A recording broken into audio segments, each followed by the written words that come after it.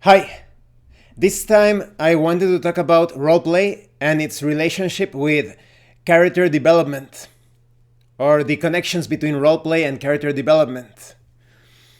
I think that most role playing games have a system to develop your character. The character is going to change throughout the course of his or her adventures.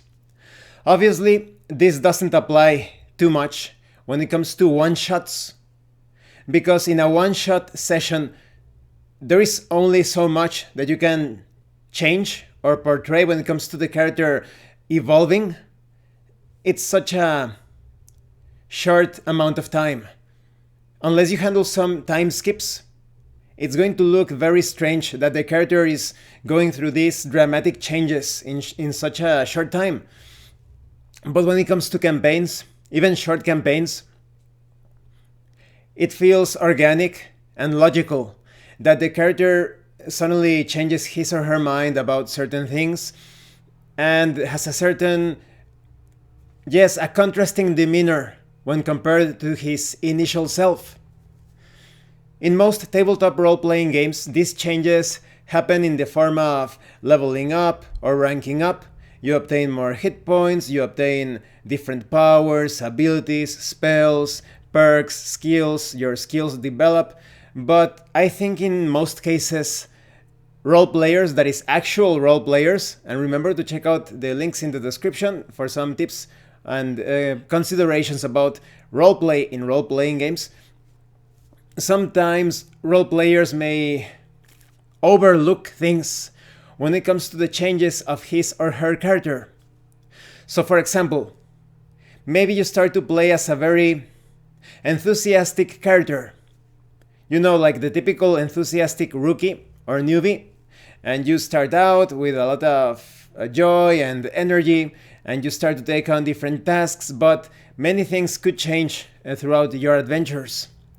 Maybe some of the party members die in the first couple of sessions, in the first two adventures, but sometimes role players may end up just disconnecting from that event, from those changes, and they keep on playing the same character throughout the course of the character's career during the entire campaign.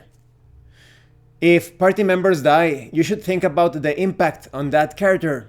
Maybe that enthusiastic, happy-go-lucky sort of character is now a bit jaded, or perhaps takes a bit things a bit more serious. There are many possibilities.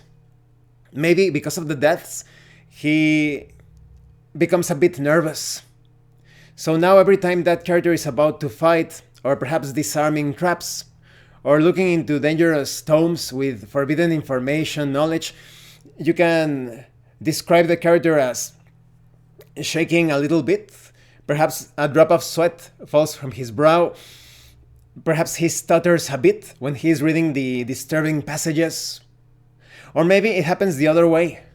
Maybe the character experiences a lot of success throughout his or her journey. So now he is very confident, but at the same time has a more tranquil demeanor in the more tense situations. So if you started out as a rookie, a sort of like Parn from Record of Lodoss War at the start of the series, maybe you're like, let me at him, we can do this, like, let's go! But many things happen, and now the character is more like, sure, we can take on that quest. Kind of like that. Or maybe he's fighting and there are some hirelings or some non-player characters that are not as experienced as the character, and he can reassure them like, don't worry, rookie, we can take them on. So those changes are rarely portrayed when it comes to the majority of role players, in my opinion, according to my own experience. I would love to hear your comments, to hear your thoughts on your experience. Maybe you have seen many role players, or maybe you have experienced this or portrayed these changes when you are role playing as a certain character in a short campaign or in a long campaign, and you decide to role play this demeanor, these changes in the character's personality, attitude, etc. And like I said, there are just so many possibilities. In the case of the character experiencing some deaths in the party, maybe those deaths were not as tragic and they were actually like encouraging him.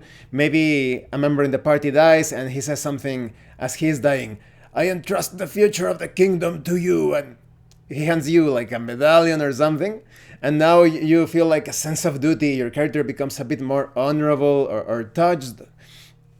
So those things are rarely portrayed in role-playing games, in my opinion, at least when compared to the use of newly gained powers, abilities, skills.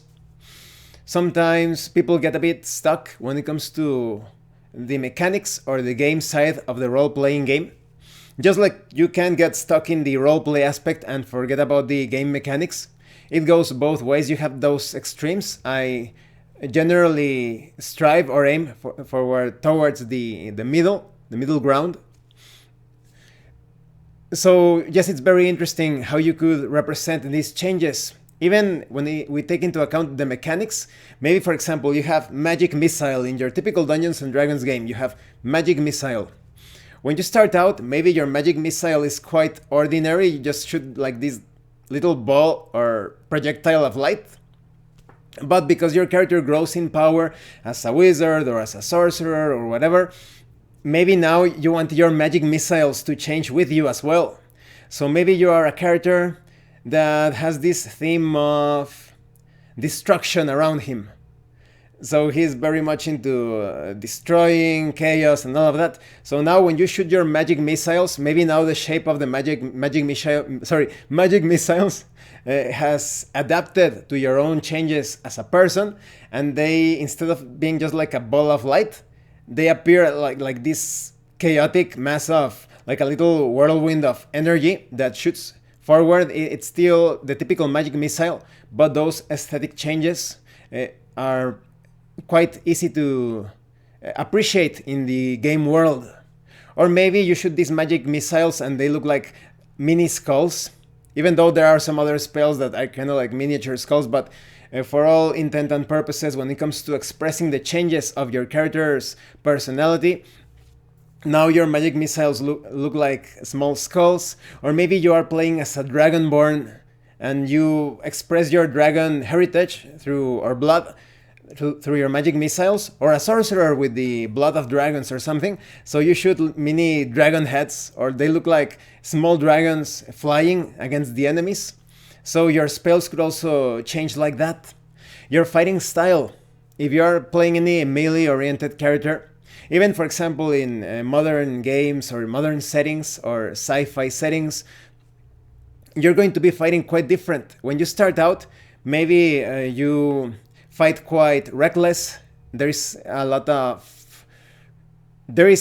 a presence of economy of movement. You are a bit rough around the edges. Sometimes you swing too wide. Perhaps sometimes you are using too much brute force. And later on, as your character becomes a bit more trained, develops a bit more finesse in his or her combat style, now you look more like a clockwork fighter. Too precise. You do almost no unnecessary movements.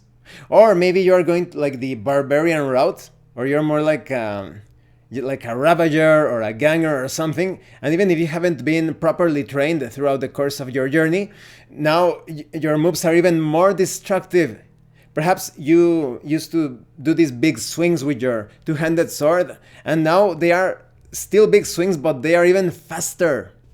You know, like when you see Conan the Barbarian fight in the original Robert E. Howard stories, he is described like a whirlwind of destruction. He seems rough and without, how would you say, just like a good polished technique. But he doesn't need that. He's so strong and fast that he is able to... it is permissible for him to commit all those mistakes in combat because he doesn't need to polish his technique. Or perhaps it is because of his ruggedness, of his savagery, that some opponents underestimate him. They think, oh, this is just like a barbarian that hasn't properly trained, and they get surprised with the sheer tenacity, rage, speed, agility, so it catches them completely off guard. So yes, there are just so many things that you can roleplay as your character levels up or ranks up. So I would love to hear your experiences about this. Have you actually been role-playing those changes when you level up or rank up? And if you only play one-shots, do you handle time skips, or how do you handle the evolutions, the changes of a character throughout this scenario without it looking forced? Because if your character starts out hating this alien species in a sci-fi game, you hate the, I don't know, I'm going to make something up, the Quackamores. Oh, those damn Quackamores, they actually attacked my home planet back who knows how many years. And throughout the course of the journey, you ally yourself with some Quackamores, or does that word actually exist? I don't know. But the Quackamores, and you realize that they're actually good, but you change your mind about them just like in a couple of hours. Yes, I wonder how you handle those things in one shots without it feeling too forced, because in my opinion, I feel it is much better to handle it throughout the course of a campaign, be it a short campaign, medium campaign, long campaign, because otherwise it feels a bit like a B movie or B film, or like a cheesy film. You know, those typical movies that the character starts out like this and something quite that appears just for the exposition, the value of exposition, and the character is suddenly like, suddenly like, oh, I changed my mind about you, you are a great guy, and you feel like it's too forced or too artificial. So yes, please let me know in the comment section. Thank you for watching this video. If you have any other comments or questions, please let me know. And thank you so much to those of you that are going the extra mile to support the channel. If anyone else wishes to further support the channel, the information on how to do that will be in the description below. Once again, thank you and see you later.